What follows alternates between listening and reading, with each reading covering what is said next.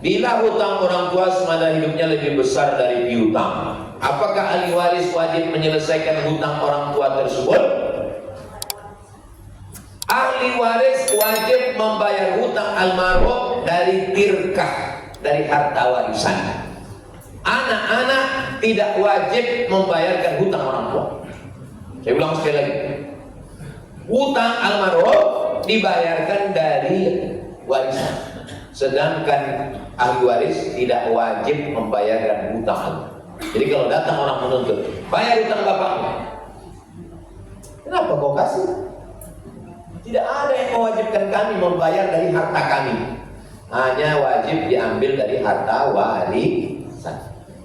Tapi kalau anaknya mau bersedekah, saya kebetulan ada duit, saya bayarkan, itu terhitung sebagai sodaqah dari anaknya. Tapi anak tidak wajib membayarkan dari duitnya sendiri. Jelas? Karena kalau belum makan siang ini kadang-kadang tak jelas ya. Kalau tuan pergi ke Palas, jangan lupa membeli bawang. Kenapa ceramah Ustaz Rahmat tak jelas? Karena jamaah belum makan siang.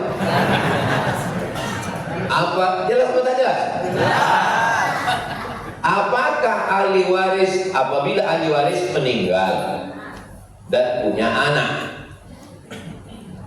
Apabila ahli waris meninggal,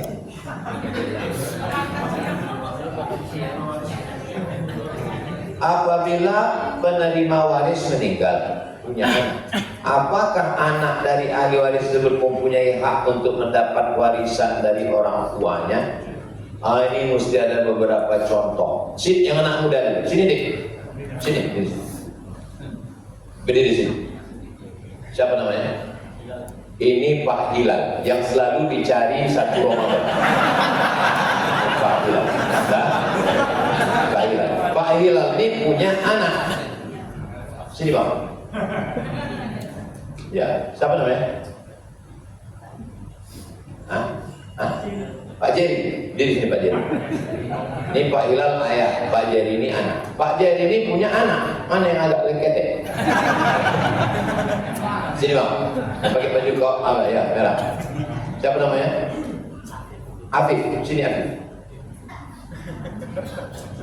Dah, ya, dah. Tetap Jerry. Ini Pak Hilal ayah. Ini Pak Jerry anak. Memang awet muda, oke.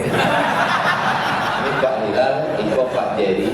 Pak Jerry punya anak namanya Afif. Dah, mohon maaf.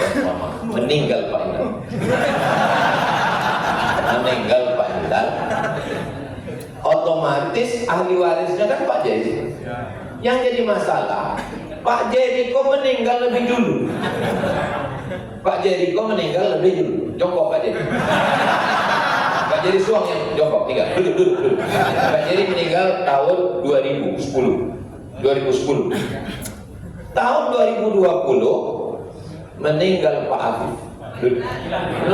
Nunggu Pak Ilal, duduk Pak Ilal. Nah, waktu meninggal Pak Ilal, udah meninggal Pak Ilal. Meninggal Pak Ilal, sekarang Afif menuntut warisan. Datang Afif menuntut warisan. Kata Afif, mana warisan saya dari Atuk Hilal? Ya kan? Kata saya ini adik jadi lebih muda saya. Saya bilang, kau Afif kau tak dapat.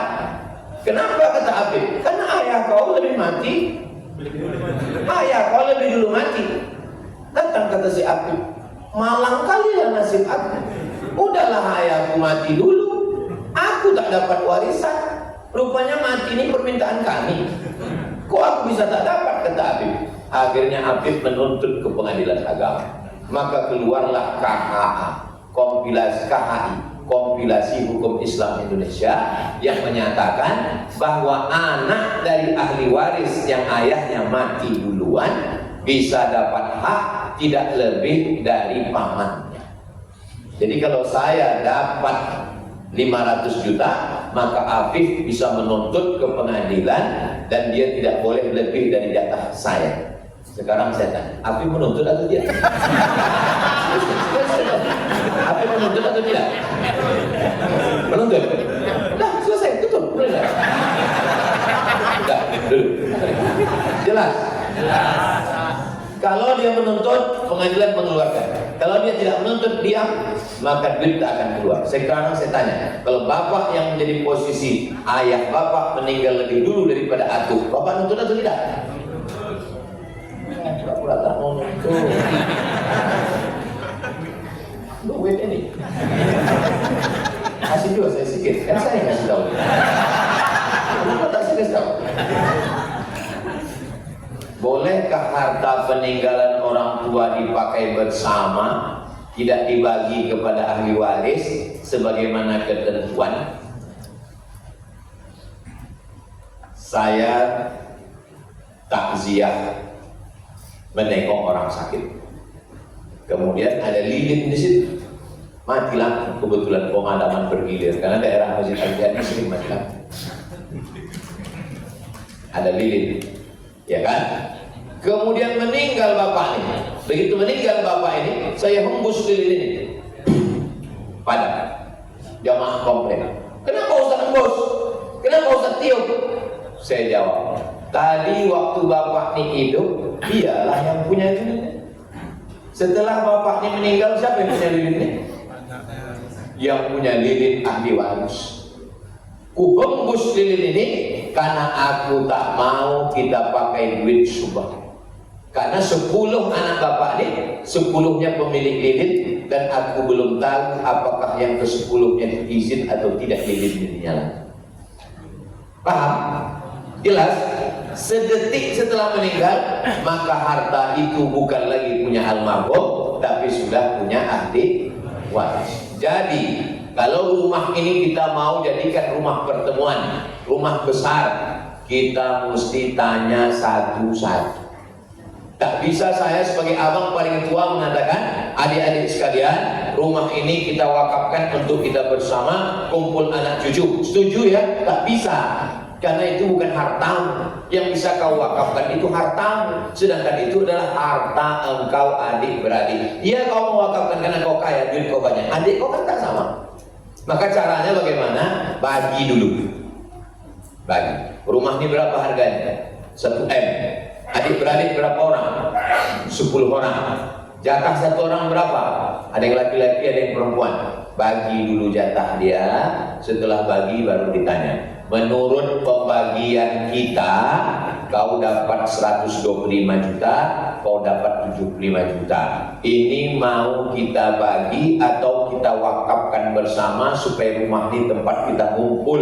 Kita buatkan yayasan, namanya Yayasan Almarhum Bapak Fulan. Lalu kemudian yang lain mengatakan, iyalah saya ikhlas lillah ta'ala. Barulah itu disebut dengan wakaf bersama. Jelas? Jadi kalau mau, jangan paksa adik-adik ikut selera kita, karena mereka punya hak di situ. Bisa jadi mereka segan untuk menolak karena rame-rame. Tapi tanya satu-satu, setelah itu menuliskan wakaf ikhlas lillahi ta'ala, barulah dirubah surat tanah itu ke BPN Badan Pertanahan Nasional, namanya berubah menjadi milik yayasan. Karena tidak lagi milik personal. Jangan milik personal, nanti mati kita berkelahi anak cucu kita. Kita sedang meninggalkan bom waktu. Akhirnya sudah lewat jadi 155. Tadi janji 145. Mudah-mudahan Allah memberikan rahmat dan ridhonya kepada kita.